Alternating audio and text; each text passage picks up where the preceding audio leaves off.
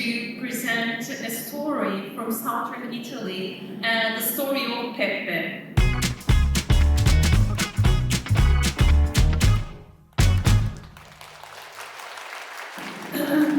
So, once upon a time, there existed a territory of exceptional beauty. When God created the earth, He paid special attention to this particular place surrounded by forests and rolling hills and crystal clear streams. The air was pure, the landscapes breathtaking, and the people lived in harmony with nature. Here in a very small village within this blessed land lived Antonio. He grew up working on his family's farm, contributing to the family business and well-being of his community. However, as the time passed, the world around Antonio changed. The march of industrialization spread its influence far and wide. Factories emerged, bringing with them the promise of economic growth. The traditional rural life was under threat. Jobs in the village became scarce. Faced with the harsh realities of lacking opportunities, Antonio had to take a very difficult decision. Antonio left the village to the north, the famous north, where there is money and gold. So Antonio's departure was actually a part of a very growing trend of rural inhabitants migrating to urban areas in search of work. Antonio worked for a company which produced cars, which quickly became affordable for many, and for more cars were built more roads. Antonio got married in Nord and had a son called Salvatore, and who followed his father's footsteps, worked in a car company. And the village, the grandfather's village, just became only a place of memories.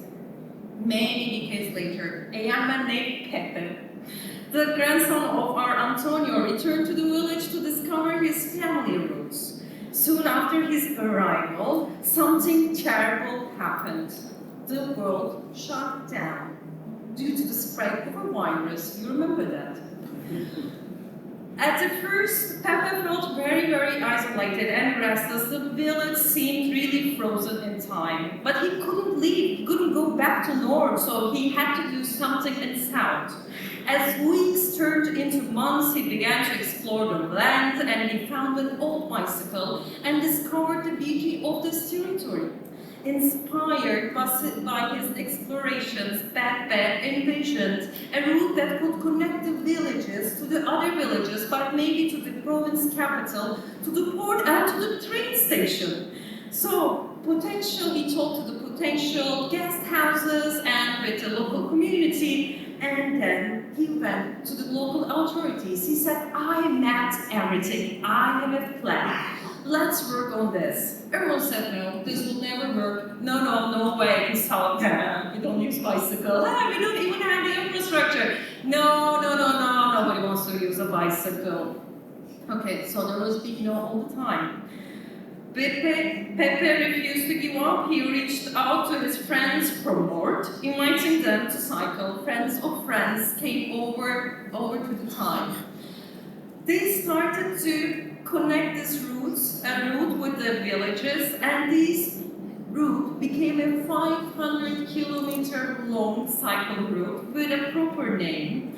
People started to talk to each other and exchange ideas how to create services around this route, and the number of travelers increased. I'm not using the word tourists yet, because these are adventure seekers bored because they spend their 10 hours a day on their computer in a plaza, so they were looking for adventure, and Peppe's village was the perfect place.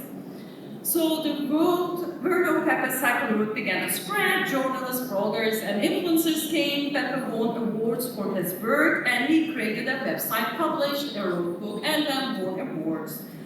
So the locals has seen the number of people coming to their territory, which was forgotten, and when somebody named this territory, it was either about mafia or about salsiccia.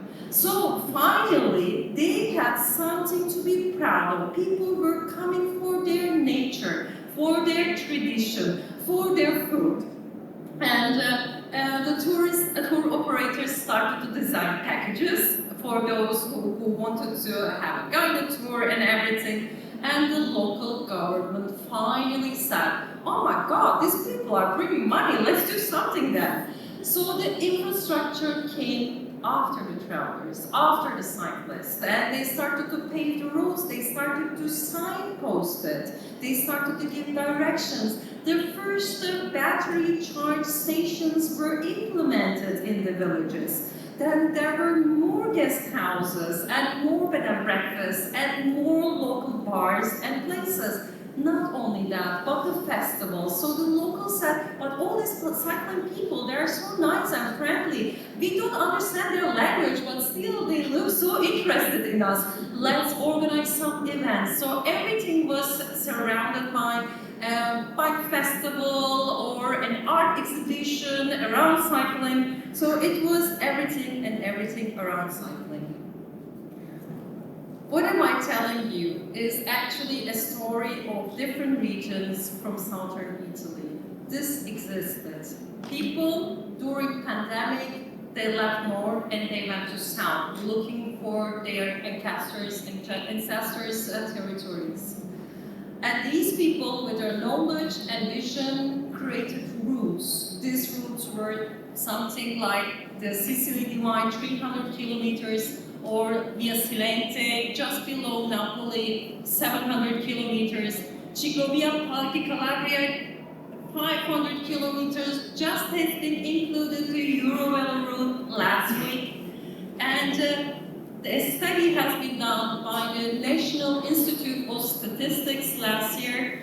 Cycle travelers and tourists are spending more money in southern Italy than in northern Italy because they are just ready to spend more money on local experiences. So all these have been bringing more investment in infrastructure, but the good thing is that the people from this territory, they're proud of their territory, they're proud of their tradition, so they don't want to change. They don't want to have big lane roads, for example. They want always add more cycling infrastructure, and they have a great respect for cyclists. So cars, those few cars are very respectful. I might have taken my storytelling task too seriously. So I hope you enjoyed my little story from southern Italy. Thank you.